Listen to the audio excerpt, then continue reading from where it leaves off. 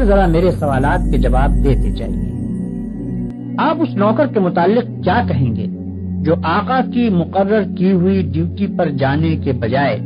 ہر وقت بس اس کے سامنے ہاتھ باندھے کھڑا رہے اور لاکھوں مرتبہ اس کا نام جپتا چلا جائے؟ آقا اس سے کہتا ہے کہ جا کر فلاں فلاں آدمیوں کے حق ادا کر، مگر یہ جاتا نہیں،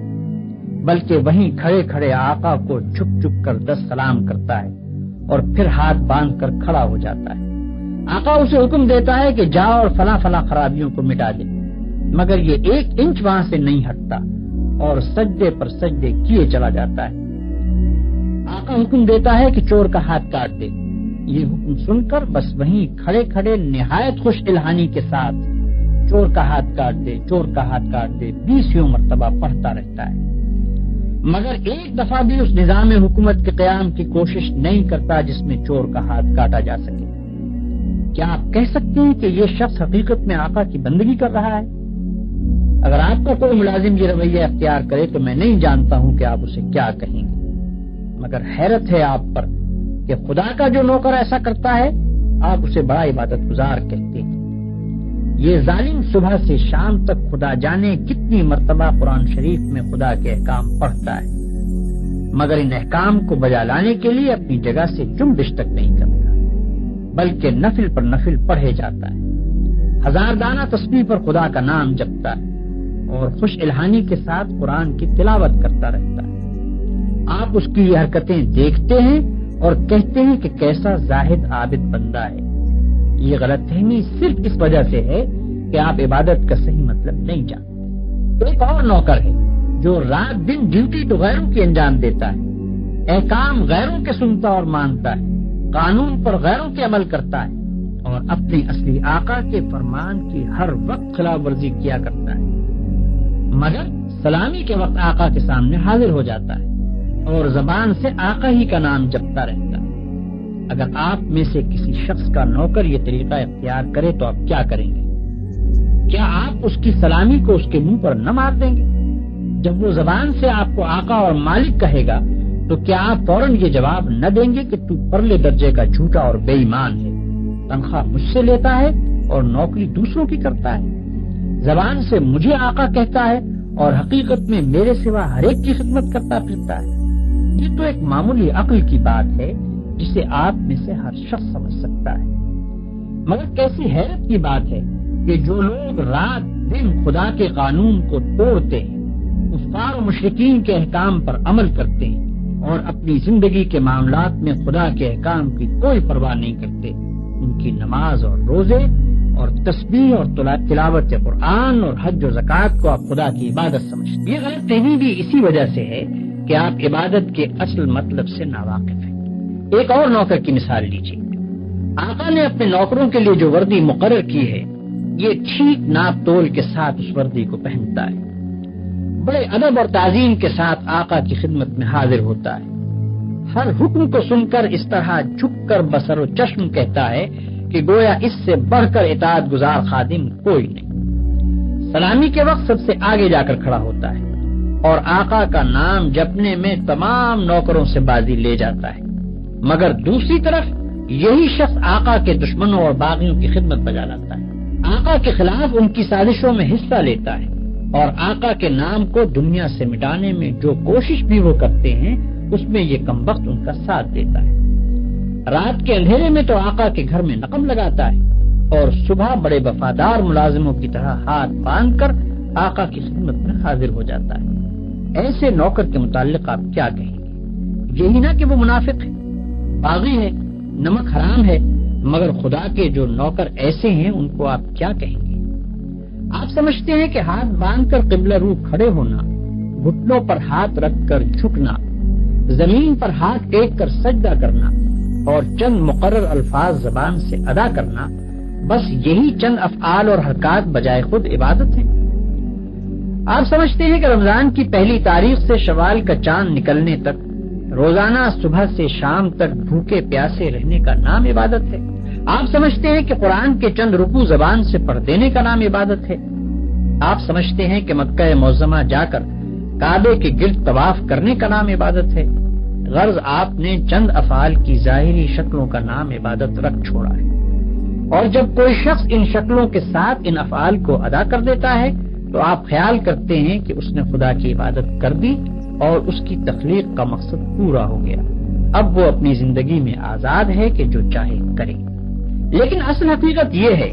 کہ اللہ نے جس عبادت کے لیے آپ کو پیدا کیا ہے اور جس کا آپ کو حکم دیا ہے وہ کچھ اور ہی چیز ہے۔ وہ عبادت یہ ہے کہ آپ اپنی زندگی میں ہر وقت ہر حال میں خدا کی اطاعت کریں اور ہر اس قانون کی پابندی سے آزاد ہو جائیں جو قانون الہی کے خلاف ہے۔ آپ کی ہر جنبش اس حد کے اندر ہو جو خدا نے آپ کے لیے مقرر کی، آپ کا ہر فعل اس طریقے کے مطابق ہو جو خدا نے بتا دیا ہے۔ اس طرز پر جو زندگی آپ بسر کریں گے وہ پوری کی پوری عبادت ہوگی۔ ایسی زندگی میں آپ کا سونا بھی عبادت ہے اور جاگنا بھی، کھانا بھی عبادت ہے اور پینا بھی، چلنا پھرنا بھی عبادت ہے اور بات کرنا بھی، حتیٰ کہ اپنی بیوی کے پاس جانا اور اپنے بچے کو پیار کرنا بھی عبادت ہے۔ جن کاموں کو آپ بالکل دنیا داری کہتے ہیں وہ سب دینداری اور عبادت ہیں اگر آپ ان کو انجام دینے میں خدا کی مقرر کی ہوئی حدوں کا لحاظ کریں اور زندگی میں ہر ہر قدم پر یہ دیکھ کر چلیں کہ خدا کے نزدیک جائز کیا ہے اور ناجائز کیا، حلال کیا ہے اور حرام کیا، فرض کیا چیز کی گئی ہے اور منع کس چیز سے کیا گیا ہے،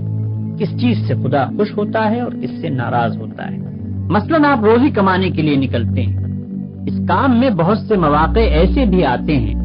جن میں حرام کا مال کافی آسانی کے ساتھ آپ کو مل سکتا ہے۔ اگر آپ نے خدا سے ڈر کر وہ مال نہ لیا اور صرف حلال کی روٹی کما کر لائے تو یہ جتنا وقت آپ نے روٹی کمانے پر صرف کیا یہ سب عبادت تھا،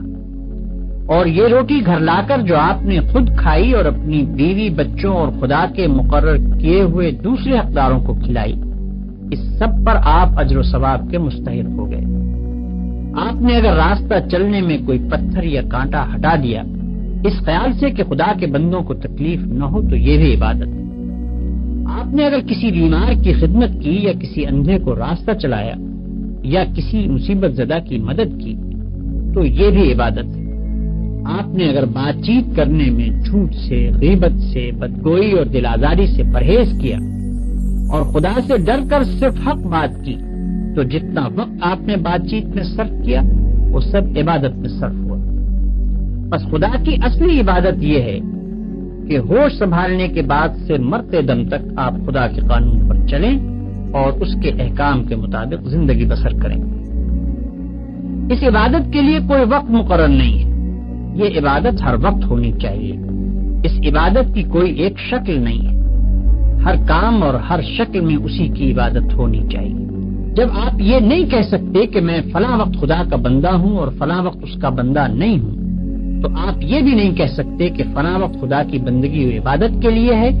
اور فلاں وقت اس کی بندگی و عبادت کے لیے نہیں ہے۔ بھائیوں، آپ کو عبادت کا مطلب معلوم ہو گیا اور یہ بھی معلوم ہو گیا کہ زندگی میں ہر وقت ہر حال میں خدا کی بندگی اور اطاعت کا نام ہی عبادت ہے۔